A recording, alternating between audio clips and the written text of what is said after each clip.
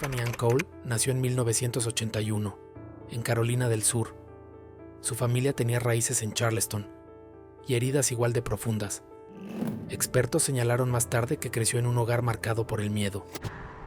Para cuando tenía poco más de 20 años, Tiffany ya había pasado por varios estados, empleos y relaciones. Pero hubo una conexión que se mantuvo. Carol y Reggie Sumner eran una pareja casada de poco más de 60 años. Ambos tenían 61. Amables, de voz suave y viviendo con ingresos fijos, habían pasado gran parte de su vida en Carolina del Sur antes de jubilarse en Jacksonville, Florida. Tiffany los conocía desde hacía años. Solía vivir al lado de ellos. En el pasado ellos la habían ayudado, cuando ella pasaba por un mal momento. Incluso siguió en contacto después de que se mudaran, pero en julio de 2005, esa confianza se convertiría en un arma. Cole, con 23 años, llegó acompañada de su novio Michael Jackson y de dos cómplices más, Alan Wade y Bruce Nixon. La visita no fue inocente, ni siquiera fue espontánea. Fue el comienzo de un plan, robarles, y luego silenciarlos, para siempre.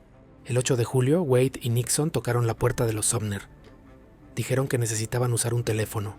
Una vez dentro, sometieron a Reggie y Carol. Les envolvieron la boca y las extremidades con cinta adhesiva. Luego los encerraron en el maletero de su propio Lincoln Town Car. Cole y Jackson los siguieron en un Mazda. El grupo condujo hasta un lugar que habían elegido en el condado de Charlton, Georgia. Allí habían cavado una fosa, apenas cubierta con hojas. Wade, Jackson y los Sumner entraron al bosque. Cole se quedó cerca con Nixon. Los investigadores concluyeron después que los Sumner aún estaban vivos cuando los bajaron a la fosa. Jackson le dijo a los detectives que escuchó a Carol gemir mientras les echaban tierra encima. Después de enterrar a la pareja, Cole y Nixon limpiaron los autos y los abandonaron. Usaron la tarjeta del cajero automático de los Sumner para retirar más de $1,000. También empeñaron joyas y aparatos electrónicos. Nixon eventualmente le dijo a la policía dónde encontrar la tumba. Los retiros de Jackson en cajeros y sus huellas en la cinta adhesiva vincularon a los cuatro con el crimen. En una audiencia de 2007, testigos ubicaron el Jeep de Cole en la escena. Ella admitió haber empeñado objetos robados. Fotos la mostraban celebrando con champaña y dinero en efectivo. En octubre de 2007, un jurado la consideró culpable de 2 cargos de homicidio, secuestro y robo. El jurado votó 9-3 para imponerle la pena más dura del estado. En su audiencia de sentencia, expertos hablaron de su pasado problemático, uso de múltiples sustancias, episodios de tristeza profunda, un trastorno de personalidad diagnosticado, maltrato previo por parte de su padre y su propia afirmación de que solo quería huir del dolor. En junio de 2017, la Corte Suprema de Florida dictó que toda sentencia máxima debía ser unánime. Ordenó un nuevo juicio. El 23 de agosto de 2023, un nuevo jurado revisó el caso. Tras aproximadamente 3 horas, decidieron, por 10-2, no imponer la pena máxima. En su lugar, optaron por cadena perpetua sin posibilidad de libertad. Esa fue la misma pena que recibió Alan Wade. Jackson mantuvo la sentencia original más severa. Nixon fue condenado a 45 años de prisión como parte de un acuerdo. Cole no habló durante la nueva audiencia, pero en entrevistas anteriores habló de cambio. Dijo, ya no soy la misma persona. Tengo paz, tengo alegría, tengo la mente clara. El caso de Cole terminó con una nueva cadena perpetua después de que el jurado no llegara a un veredicto unánime. El siguiente caso comenzó con una mentira y terminó con el cuerpo de un niño pequeño que nadie pudo identificar. Tina LaSonia Brown nació en 1970. Su infancia transcurrió en un hogar lleno de tensión. Sus padres se casaron jóvenes, trabajaban largas jornadas y casi no tenían tiempo para criar a sus hijos. Tina y su hermano lo aprendieron rápido. Nadie vendría a rescatarlos. Todo empeoró cuando su padre se volvió a casar. Su nueva esposa tenía problemas de adicción y la casa se volvió un caos.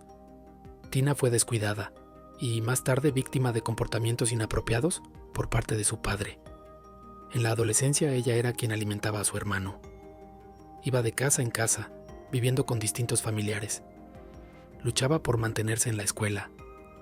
Abandonó los estudios, regresó y al final se graduó, apenas. La adultez le trajo más peso. Tuvo 3 hijos, cada uno de un padre distinto. enfrentó una larga batalla contra las adicciones. Hubo periodos de sobriedad que le dieron esperanza, pero las recaídas borraban todo avance y toda estabilidad. Perdió trabajos, perdió su hogar, sobrevivía trabajando como bailarina exótica y en la industria para adultos. Por un corto tiempo logró levantarse, inició un pequeño negocio de banquetes, se inscribió en clases en línea. Pero una nueva traición, el desamor y otra caída la arrastraron nuevamente. El 24 de marzo de 2010, Tina invitó a Audriana Zimmerman, de 19 años, a su remolque. Audriana era su vecina y solía ser su amiga. Tina le dijo que quería hacer las paces, pero la verdadera razón era el enojo por un incidente previo. Audriana había dejado aturdida a Britney, la hija de Tina, en defensa propia durante una discusión. Cuando Audriana llegó, Tina la sorprendió con una pistola eléctrica. Su hija y su amiga Heather Lee se unieron.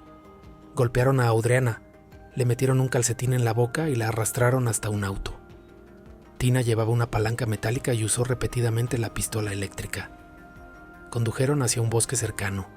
Allí, Tina roció gasolina sobre Audriana y le prendió fuego. La hija de Tina gritó: «¡Arde, perra, arde!». Fue un acto impulsado por la venganza y los celos. Herida y quemada, Audriana logró arrastrarse casi 500 metros hasta el porche de un desconocido. Tenía quemaduras graves en la mayor parte del cuerpo, la mandíbula dislocada y olía a combustible. A pesar del dolor extremo, logró decir los nombres de quienes la atacaron. 16 días después, Audriana falleció debido a sus heridas. Tina, su hija y Heather fueron arrestadas el 9 de abril de 2010. Los investigadores encontraron ropa manchada de rojo, la pistola eléctrica y cabellos en el remolque de Tina. La evidencia las vinculó directamente con el crimen. El juicio comenzó el 18 de junio de 2012, en el condado de Escambia. Los fiscales argumentaron que se trataba de un acto planeado de venganza. Mostraron que Tina había traído a Audriana con una falsa promesa de reconciliación. Había llevado gasolina y una pistola eléctrica. El jurado estuvo de acuerdo. El 21 de junio encontraron a Tina culpable de homicidio premeditado en primer grado. Solo les tomó 1 hora llegar al veredicto. El 26 de junio, el jurado recomendó la pena más severa. Destacaron cómo Audriana fue retenida contra su voluntad, brutalmente agredida y luego quemada viva. En la corte, Tina ofreció una disculpa breve. Dijo que esperaba que la familia de Audriana pudiera encontrar paz. El 28 de septiembre de 2012, el juez Bergosh impuso formalmente la pena máxima. Señaló que la premeditación, la gravedad del daño y el hecho de mantenerla cautiva pesaban más que su pasado. Tina apeló ante la Corte Suprema de Florida. El tribunal confirmó su condena y sentencia. Coincidieron en que, a pesar de su infancia difícil, el acto fue deliberado y estremecedor. Hasta mayo de 2025, Tina sigue siendo la única mujer en Florida que cumple esta pena máxima. Está recluida en el anexo Lowell, en Ocala. La hija de Tina recibió cadena perpetua sin posibilidad de liberación. Heather Lee aceptó un acuerdo de culpabilidad por homicidio en segundo grado y fue condenada a 25 años de prisión. En la audiencia previa a la sentencia, Tina se dirigió directamente a la familia de Audriana. «Quiero hablarle a la familia de Audriana. Fui una de las que le quitó la vida. Ella no merecía eso. Lo siento mucho por haber participado en esto». En la sentencia final agregó: «Solo quiero decir que lamento profundamente mi parte en la muerte de Audriana. Espero que su familia pueda encontrar paz. Eso es todo. Gracias». La siguiente mujer también buscaba venganza, y su hija la ayudó a llevarla a cabo. Ana María Cardona nació en 1965. Más adelante fue madre de al menos 3 hijos, incluido un niño llamado Lázaro Figueroa. Tenía apenas 3 años. Su padre, Fidel Figueroa, estaba vinculado al narcotráfico. 2 días después del nacimiento de Lázaro, Fidel desapareció. Cardona había llegado a Estados Unidos como inmigrante cubana. Su vida temprana estuvo marcada por la inestabilidad. Ya adulta, entabló una relación con Olivia González, una pareja que luego fue descrita en el juicio como controladora y cruel. Cardona afirmó que dependía de Olivia para tener techo y comida, y que Olivia exigía relaciones íntimas a cambio de ambas cosas. La pérdida repentina de Fidel la dejó sin nada, sin hogar, sin dinero. Los fiscales argumentaron que su resentimiento por aquella pérdida se volcó contra Lázaro. La defensa dijo que ella cayó en una espiral, que recurrió a las drogas, que estaba de duelo, que se desmoronó emocionalmente. Sostuvieron que Olivia fue quien causó la mayoría del daño. El 2 de noviembre de 1990, unos trabajadores de servicios públicos encontraron el cuerpo de Lázaro bajo unos arbustos en un jardín de Miami Beach. Pesaba solo 18 libras, aproximadamente la mitad del peso saludable para su edad. Su cuerpo mostraba múltiples señales de maltrato: moretones, cicatrices, quemaduras, huesos rotos, dientes ausentes y llagas por presión. Su pañal estaba sujeto con cinta adhesiva. Su cráneo tenía una fractura reciente, probablemente causada por un bate de béisbol. El médico forense determinó que Lázaro había sufrido negligencia y golpizas constantes durante los 18 meses anteriores. Tenía una lesión cerebral grave ocurrida horas o días antes de su muerte. Uno de sus brazos estaba rígido en un ángulo recto debido a que había estado atado por mucho tiempo. Los médicos concluyeron que murió a causa del golpe en la cabeza o por el abuso prolongado que sufrió. Los fiscales se preguntaron, ¿cómo una madre pudo hacerle esto a su hijo? Describieron a Cardona como una mujer llena de ira y amargura por la muerte de su pareja y la pérdida de una vida más cómoda. Argumentaron que ella era la principal responsable, ya que solo ella y Olivia cuidaban a Lázaro. Los abogados de Cardona alegaron que ella era víctima del control de Olivia. El jurado rechazó esa historia 2 veces. Entre marzo y abril de 1992, un jurado declaró culpable a Cardona de homicidio intencional en primer grado y de maltrato agravado infantil. Olivia se declaró culpable de homicidio en segundo grado y recibió una condena de 40 años, aunque solo cumplió 14. Cardona fue sentenciada con la pena más severa disponible en ese momento, convirtiéndose en la primera mujer en Florida en recibirla por un caso de este tipo. Esa primera sentencia fue anulada más tarde. En apelación, los jueces determinaron que los fiscales no habían compartido con la defensa las transcripciones de las entrevistas a Olivia, lo cual fue considerado injusto para Cardona. En 2010, Cardona enfrentó un segundo juicio. El jurado volvió a hallarla culpable de los mismos cargos. En junio de 2011, el jurado votó, por 7-5, para imponerle nuevamente la pena máxima.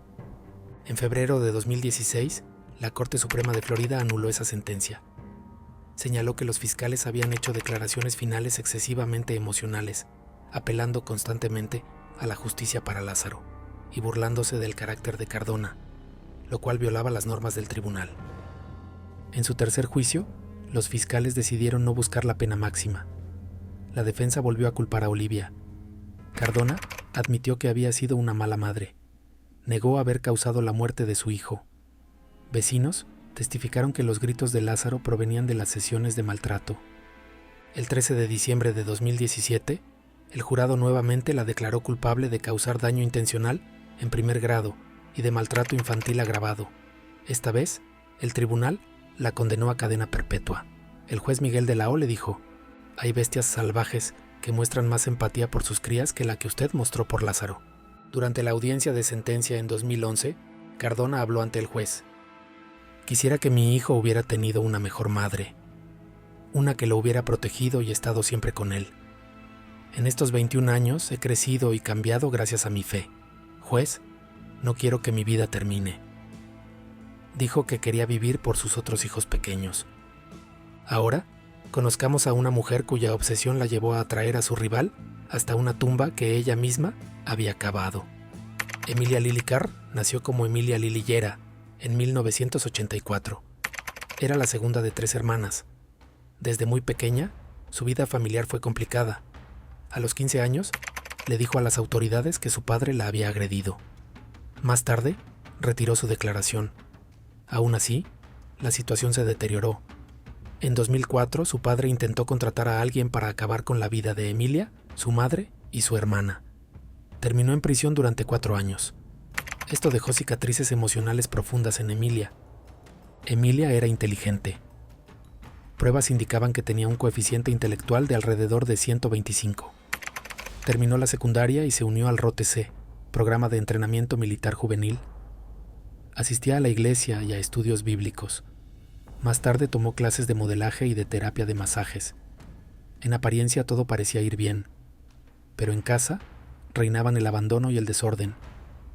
A principios de sus 20 años, Emilia ya se había casado 2 veces. Uno de sus exesposos declaró que ella había sido agresiva con él. Un juez ordenó que se mantuviera alejada. En otra relación, enfrentó libertad condicional por haber tomado aves exóticas sin permiso.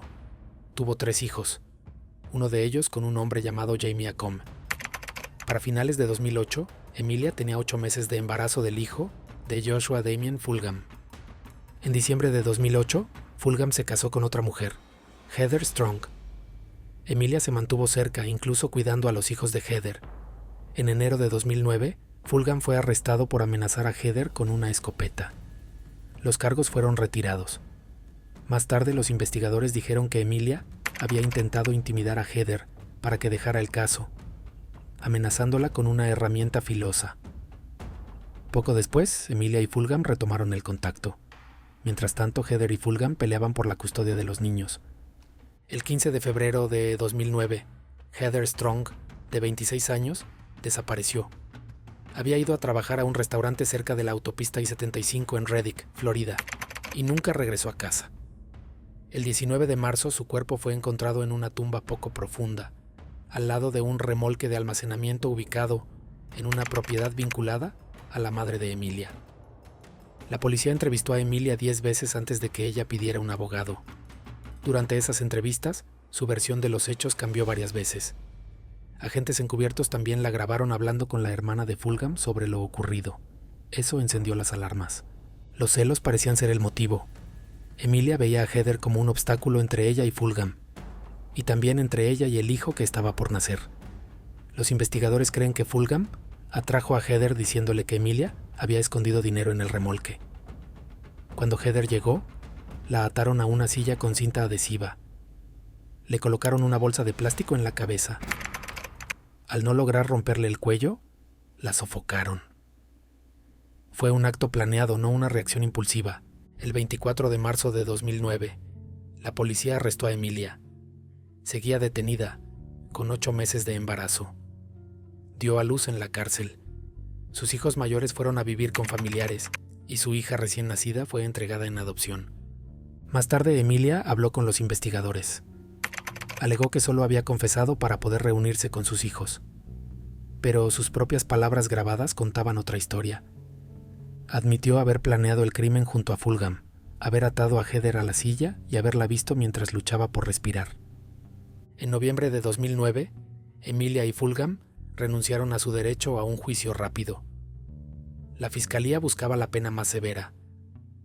En diciembre de 2010, tras menos de 3 horas de deliberación, el jurado declaró a Emilia culpable de homicidio en primer grado y de secuestro. El forense confirmó que Heather había sido sofocada mientras estaba atada. El jurado debía elegir entre cadena perpetua o la pena máxima. Votaron 7-5 a favor de la pena máxima. El 22 de febrero de 2011, el juez siguió ese veredicto y le impuso la pena más dura. Emilia se convirtió en una de las 5 mujeres en Florida con esa sentencia, y la primera en el condado de Marion desde 1992.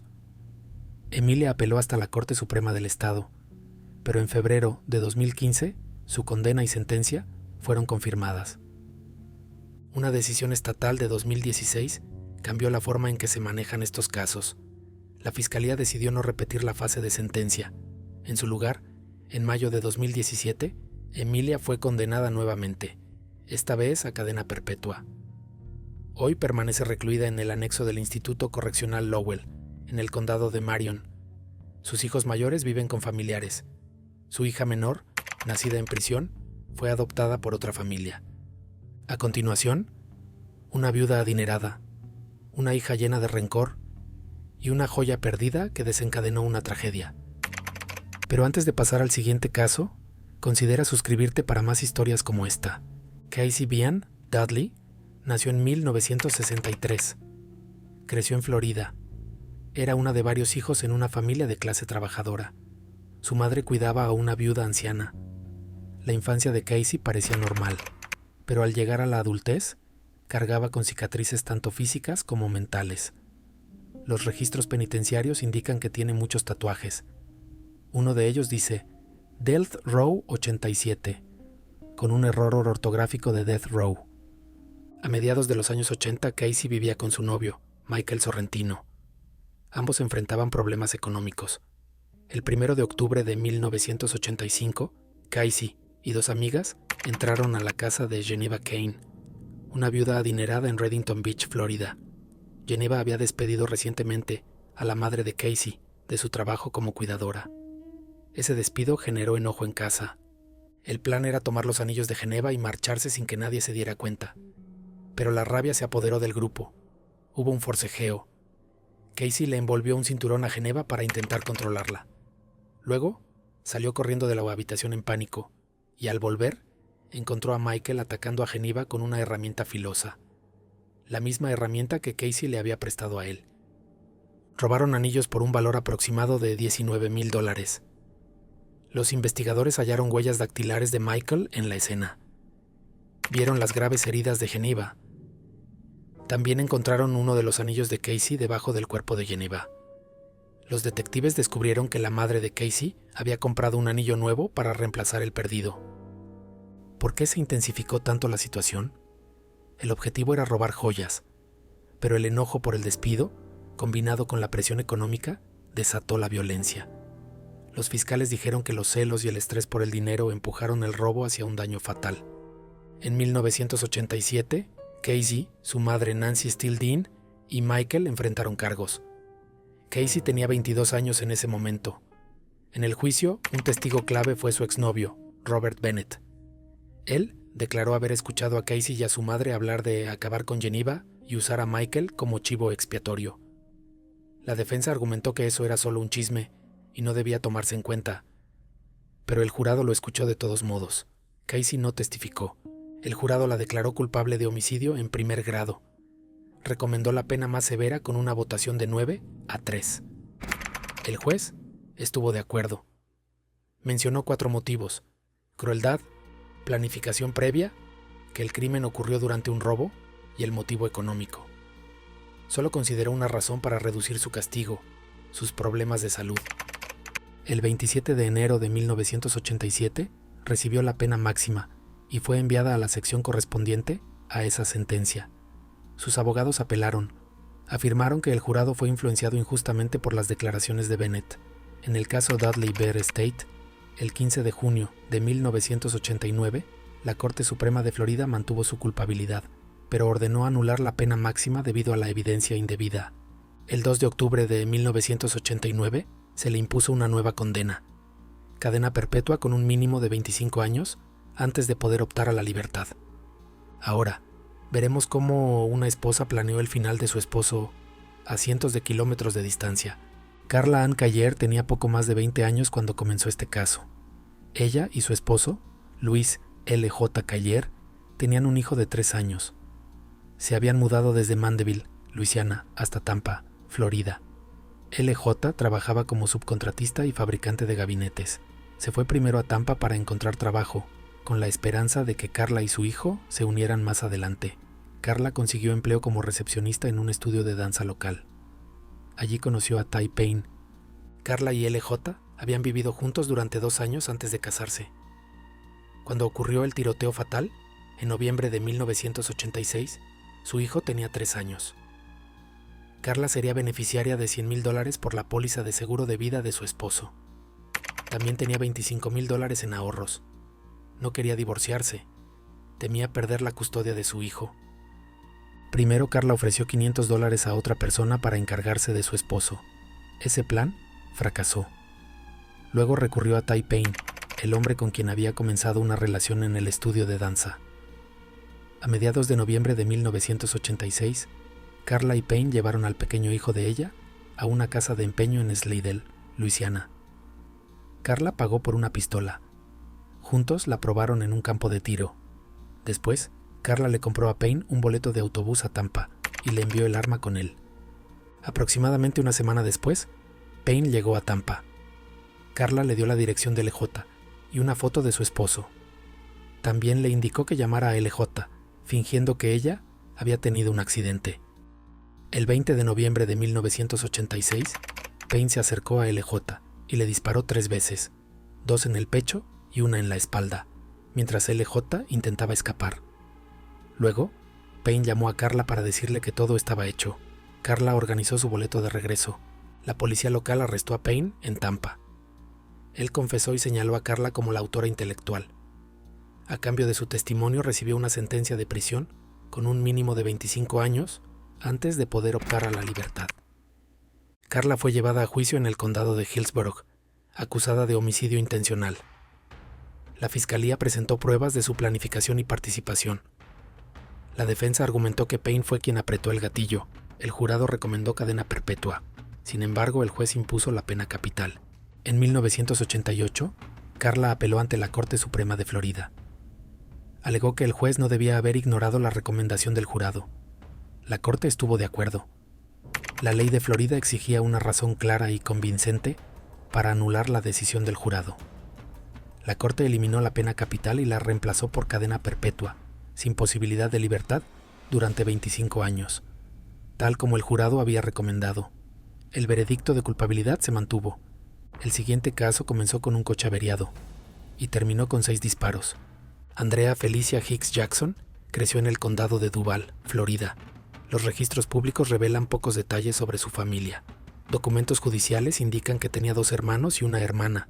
Su madre, Barbara Hicks, habló sobre el difícil matrimonio de Andrea y su creciente lucha con el alcohol, además de sus altibajos emocionales antes de mayo de 1983. Desde niña, Andrea enfrentó un trauma duradero. Expertos declararon más adelante que su padrastro abusó de ella durante varios años. Luego, terminó en otro hogar marcado por el miedo y el control. La noche del 16 de mayo de 1983, Andrea dañó su propio automóvil. Rompió los vidrios, retiró la batería, la llanta de repuesto y la placa. Los vecinos la vieron hacerlo. Cuando llegaron los oficiales Griffin y Bebel, Andrea culpó a otra persona por los daños.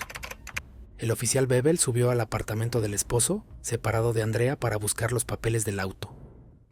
Mientras escribía el informe, vecinos le dijeron que Andrea había destrozado el vehículo ella misma.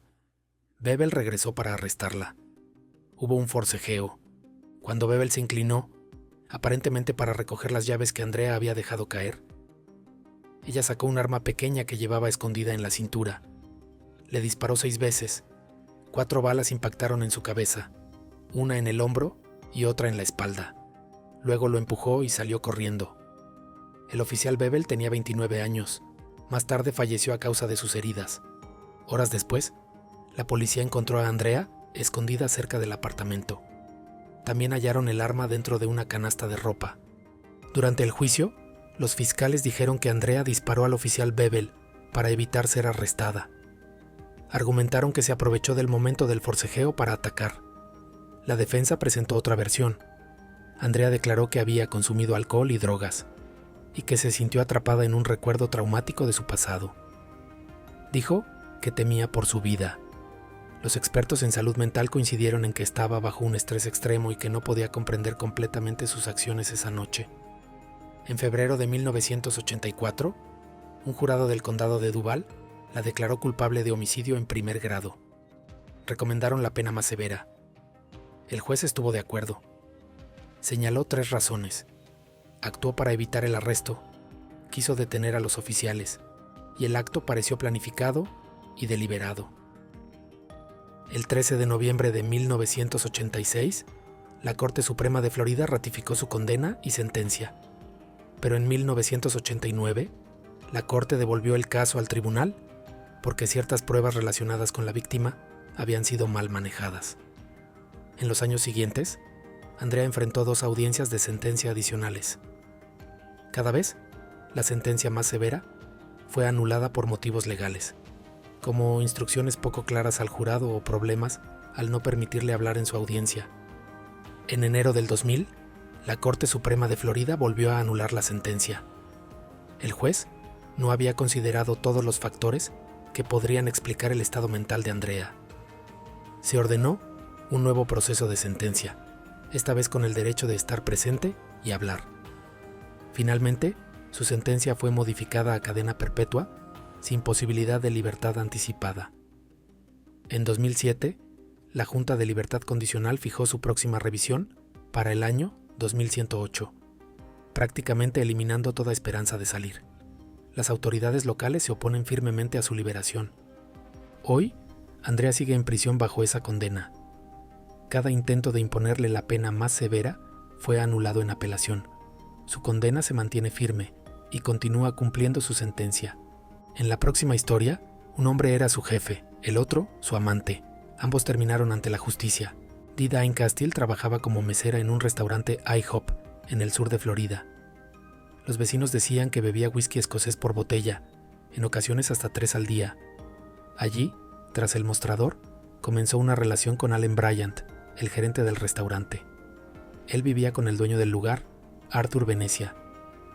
Los tres eran inseparables en la zona de Redlands, pero esa cercanía pronto se tornaría peligrosa. Se sabe poco sobre los primeros años de vida de Castile. Tenía una hija, y más tarde dictó una confesión dirigida a ella. No hay registros claros sobre sus padres o hermanos. Lo que más importó fue lo que hizo junto a Bryant. Para 1983, Arthur Venecia tenía alrededor de $33,000 en sus cuentas y una casa al borde de la ejecución hipotecaria. Castile y Bryant falsificaron su firma para vender su casa rodante y su bote. Lograron vaciar más de $29,000. Luego vino el miedo. Venecia podría descubrirlo. Bryant advirtió que no lo tomaría con calma. Entonces tomaron una decisión. Tanto Arthur Venecia como su madre anciana, Bessie Fisher, debían desaparecer. Castile contrató a 2 hombres, Michael Irvine y William Rhodes. El primer objetivo fue Venecia. No sobrevivió, pero Fisher pudo haber sabido demasiado. Así que volvieron por ella. 2 vidas perdidas. Un solo motivo: proteger el dinero que ya habían robado. Los 4, Castile, Bryant, Irvine y Rhodes, fueron juzgados juntos en Miami. Los fiscales dijeron que Bryant inició el plan y que Castile ayudó organizando los pagos. Los registros judiciales mostraron que ella le pagó $600 a uno de los hombres. También presentaron los documentos de venta falsificados como evidencia. En el juicio, los 4 se echaron la culpa entre sí, alegando que otro había tomado la iniciativa. Pero el jurado declaró a Castile responsable por ambos casos. En el caso de Bessie Fisher, recomendaron la pena más severa. En el caso de Arthur Venecia, propusieron cadena perpetua. El juez aceptó ambas recomendaciones. Después de la sentencia, Castile fue trasladada a una prisión de Florida para personas en espera de su castigo final. Nunca se le asignó una fecha oficial para esa sentencia. Hasta julio de 2025 sigue en la unidad médica de una prisión, cumpliendo la condena más severa por un caso y cadena perpetua por el otro. Deirdre Michelle Hunt nació el 9 de febrero de 1969 en Florida. Creció en un hogar problemático. Los registros muestran que desde joven presentaba un comportamiento preocupante. Disparó un arma cuando era adolescente. Sus compañeros la veían como manipuladora y ansiosa de control. Un exnovio dijo que ella disparó a una mujer, pero culpó a otra persona. A los 20 años, Hunt trabajaba como bartender en un salón de billar ubicado en un paseo marítimo. El dueño era Constantino Costa Fotopoulos, un inmigrante griego. Se convirtió en su jefe y también en su pareja sentimental. De esa relación nació un oscuro plan. Incluía contratar asesinos a sueldo, grabar ejecuciones en video y múltiples intentos de acabar con la vida de otros. A mediados de octubre de 1989, Hunt y Fotopoulos fueron a un campo de tiro aislado al norte de Daytona Beach. Llevaron a 2 amigos, Mark Kevin Ramsey, de 19 años, y Brian Chase, de 18. Fotopoulos convenció a Ramsey de que se uniría a un club de cazadores y actos extremos. Lo ató a un árbol. Luego Hunt sacó una pistola calibre .22 y le disparó 3 veces en el pecho. Después, le apuntó de cerca a la cabeza. Fotopoulos grabó el asesinato en video. Luego, usó un rifle AK-47 para hacer un último disparo en la cabeza de Ramsey. Ramsey había estado chantajeando a Fotopoulos con pruebas de dinero falso y un romance con Hunt. El video del asesinato servía como seguro. Fotopoulos amenazaba con mostrarlo a la policía si Hunt no le seguía siendo leal. Después, Fotopoulos exigió que fueran tras su esposa, Lisa. Ella tenía una póliza de seguro de vida considerable. Hunt participó en varios intentos de asesinarla. Primero le ofreció $10,000 a Michael Cox para que lo hiciera. Luego se acercó a J.R. Newman. Ambos hombres desistieron. Después reclutó a Teja James para atacar a Lisa en un club nocturno durante Halloween. Ese intento falló. Finalmente, le dio a James una pistola calibre .22 para que le disparara a Lisa en su trabajo. Pero nuevamente, James no lo hizo. Aún decidida, Hunt recurrió a Brian Chase. Le prometió $5,000. El 4 de noviembre de 1989, él irrumpió en la casa de Lisa y le disparó en la cabeza. Lisa sobrevivió, aunque con graves lesiones. Poco después, Fotopoulos mató a Chase para que no hablara. Hunt fue testigo de todo. Lisa logró sobrevivir a pesar de sus heridas. Hunt permaneció al lado de Fotopoulos. Según documentos judiciales, ella decía sentirse atrapada. Fotopoulos la amenazaba con difundir el video del asesinato de Ramsey si se negaba a colaborar. Más tarde, Hunt dijo que sentía que no tenía otra opción. Pero la corte rechazó esa defensa. En Florida, el miedo a la exposición pública no justifica tomar acciones deliberadas y dañinas.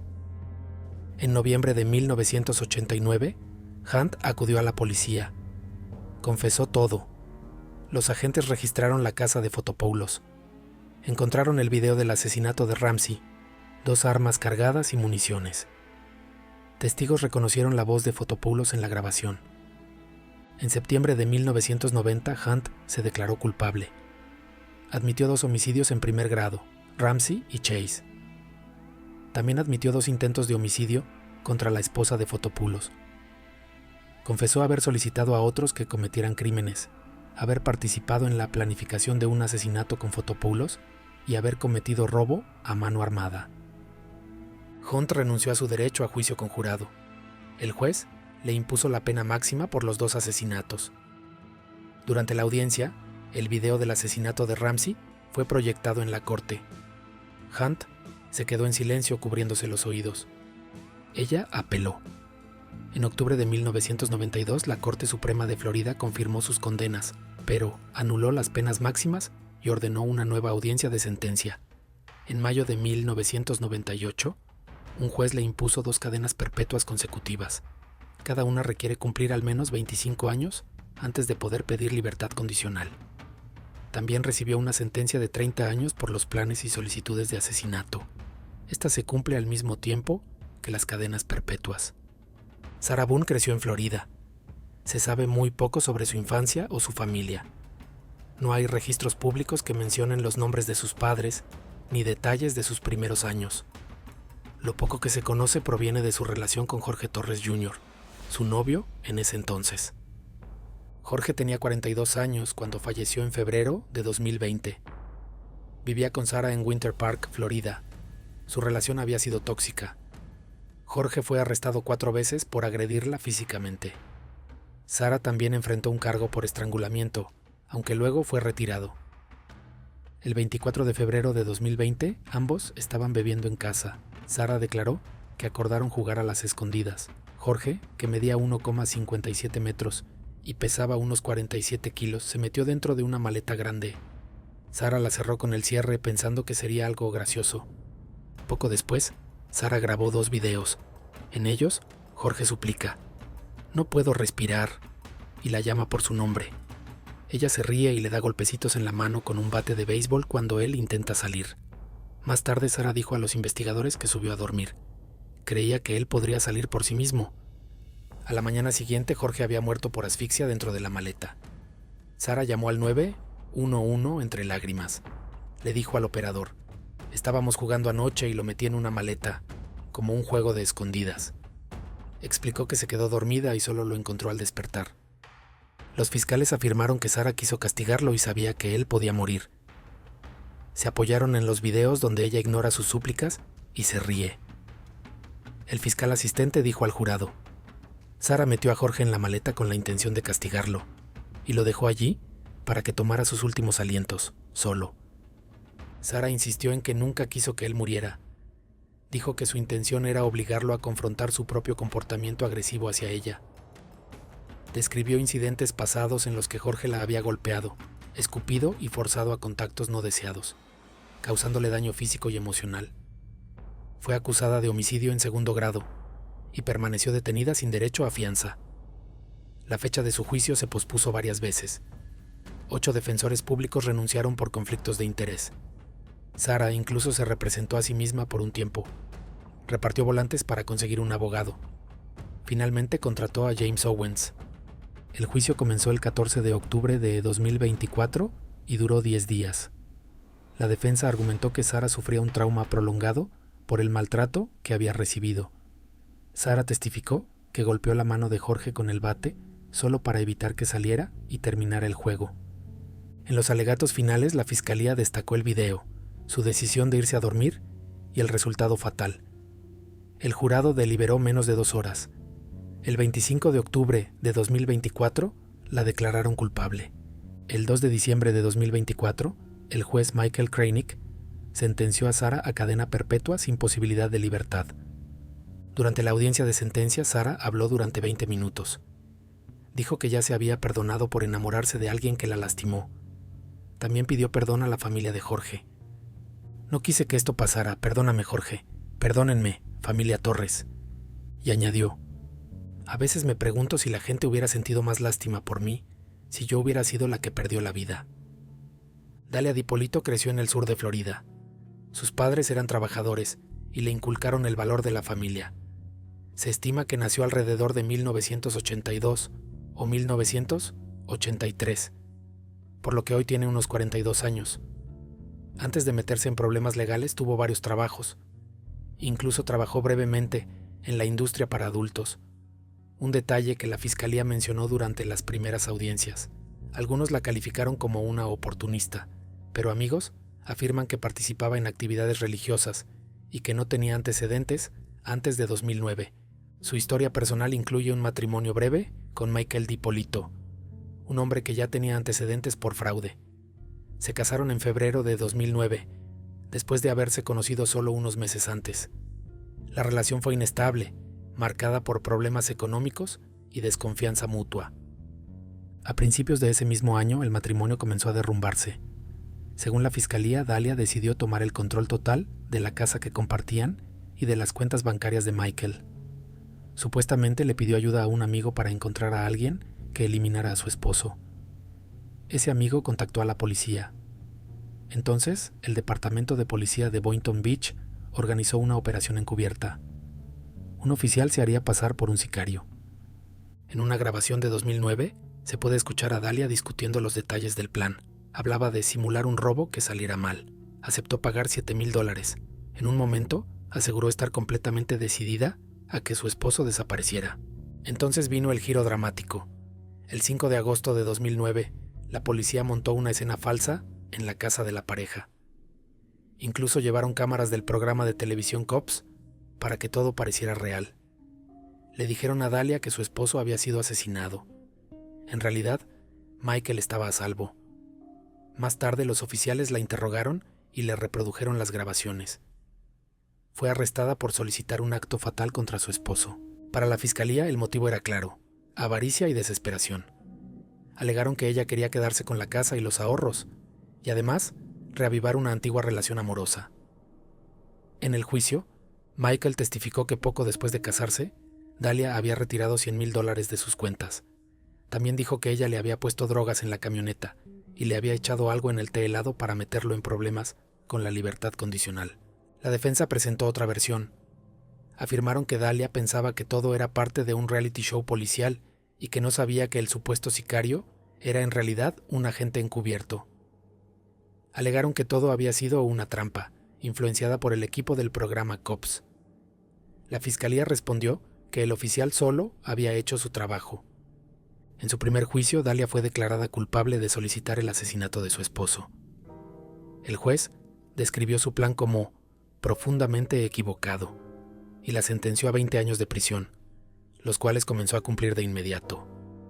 Pero en 2011, el Tribunal de Apelaciones del Cuarto Distrito de Florida anuló la condena. Señalaron errores en la selección del jurado y preocupaciones por la atención mediática que podría haber influido en el juicio. se ordenó un nuevo proceso. Su segundo juicio comenzó en diciembre de 2016, pero terminó sin un veredicto. 3 jurados votaron a favor de la culpabilidad, 3 en contra. Otro juicio nulo. Finalmente, en junio de 2017, un nuevo jurado tardó solo 90 minutos en declararla culpable de nuevo. El 21 de julio de 2017, el juez Glenn Kelly le impuso una condena de 16 años de prisión. Describió sus actos como planeados y deliberados, apoyándose en las grabaciones como prueba clave. Dalia recibió crédito por 160 días ya cumplidos, pero no por los 8 años que pasó en arresto domiciliario antes del juicio. Aunque la fiscalía había pedido 30 años, lograron una sentencia larga. Rachel Wade nació en 1990, en Pinellas Park, Florida. Sus padres Barry y Janet le ofrecieron un hogar estable. Sin embargo, en la adolescencia Rachel se fugó de casa varias veces y tuvo constantes conflictos con figuras de autoridad. A los 17 años ya vivía sola. Trabajaba como mesera en un restaurante Applebee's y manejaba sus propias relaciones personales. Allí conoció a Josh Camacho, quien comenzó a salir con ella. Poco después, Josh también inició una relación con otra joven, Sarah Ludeman, una estudiante de último año de secundaria, nacida el 7 de diciembre de 1990. Durante ese tiempo, Josh también tuvo un hijo con una tercera mujer.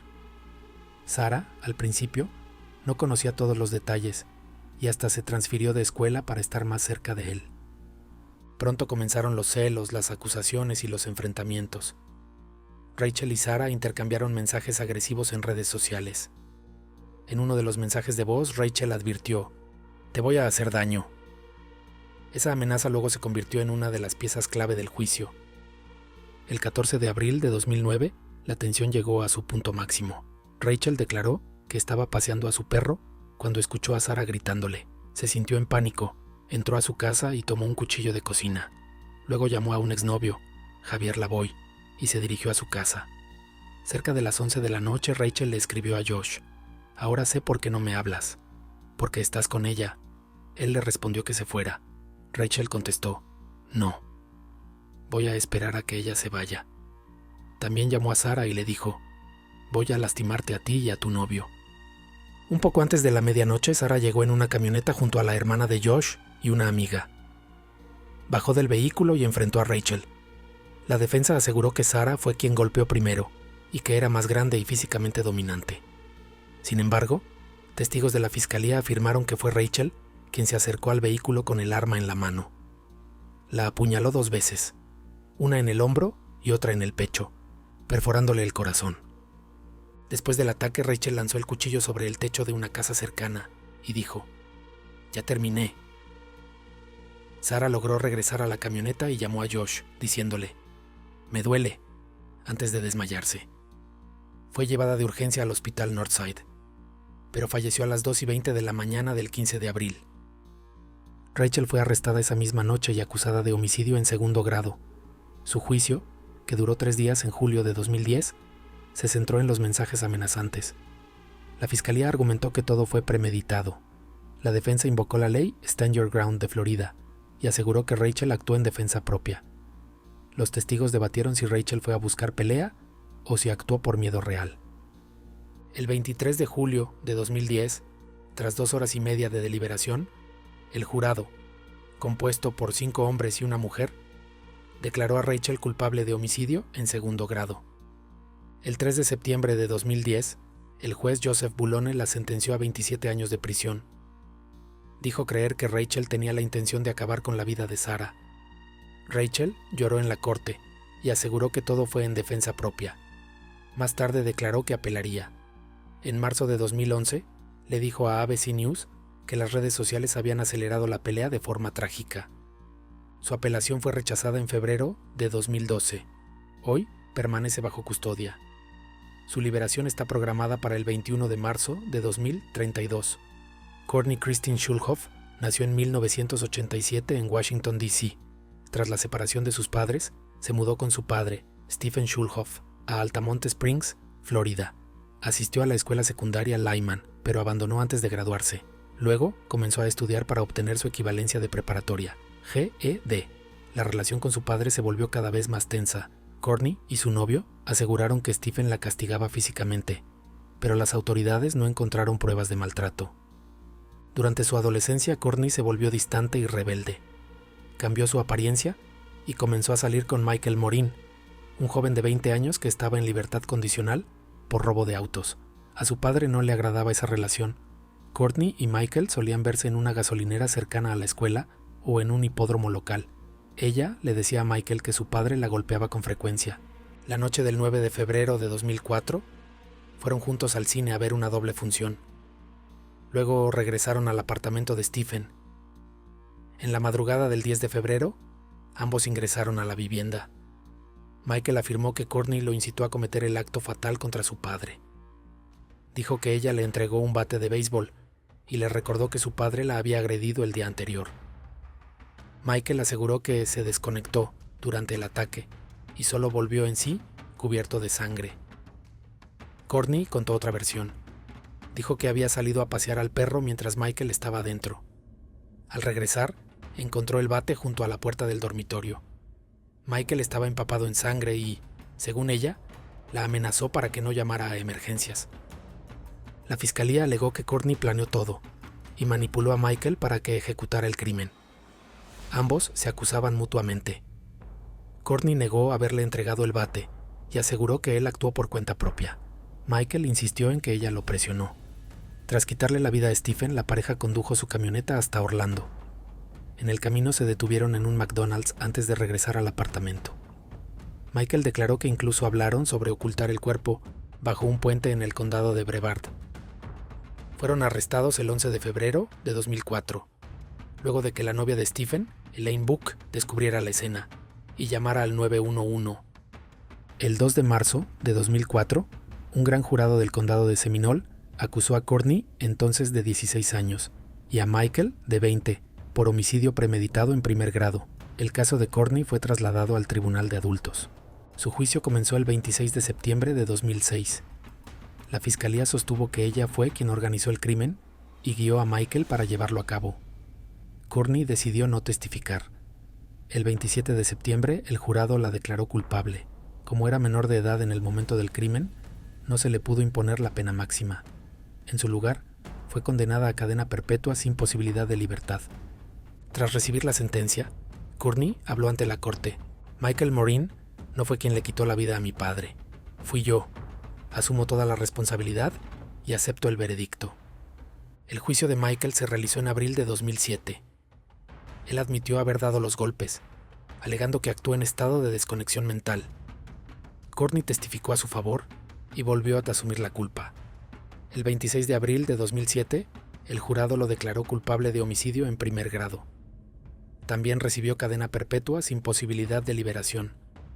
En marzo de 2017, la Corte Suprema de Equinay dictaminó que las condenas obligatorias de cadena perpetua para menores eran inconstitucionales. Como resultado, la sentencia de Courtney fue reducida a 40 años. Hasta el 2025, Courtney permanece recluida en la institución correccional Lowell, en Ocala, Florida.